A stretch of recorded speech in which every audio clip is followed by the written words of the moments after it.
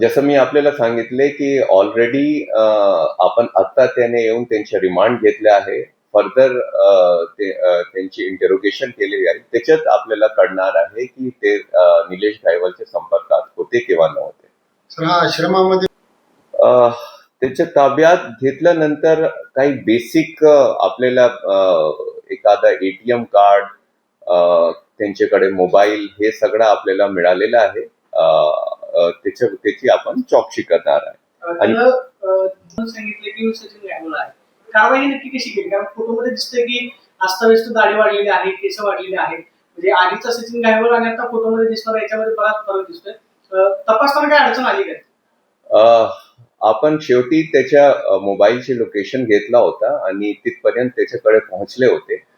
आणि जे आपले टीम होती ते जुनी होती, त्यांना ओळखली होती. आणि तिकडचे बातमीदाराकडून हे पण माहिती आपल्याला मिळाली. रात्री 10:30 वाजताच्या सुमारास राजस्थानचे सीकर जिल्ह्यामधून सचिन घायवळ आरोपी जे 5 मोकामध्ये फरार होता, त्यांना आपले गुन्हे शाखाची टीमने ताब्यात घेतले आहे.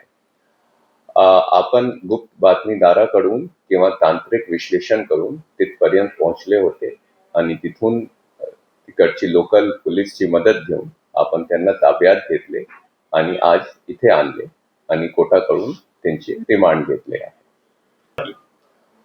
ते सध्या एकटाच राहत होता तिथे, त्यांच्यासोबत कोणी राहत नव्हता. त्यांना कोणी मदत केले होते, कसे केले होते, त्याची माहिती पूर्णपणे जे आहे त्याची चौकशीच्या नंतर, त्याची इंटरोगेशनच्या नंतर आपल्याला कळते. सध्या ते आणले आहे आणि आपण त्याचे रिमांड घेतले आहे. सर, सचिन आता आपण ज्यांना ताब्यात घेतले आहे तेव्हा त्याच्याकडे कुठल्या प्रकारचा वेपन भेटला नाही आहे.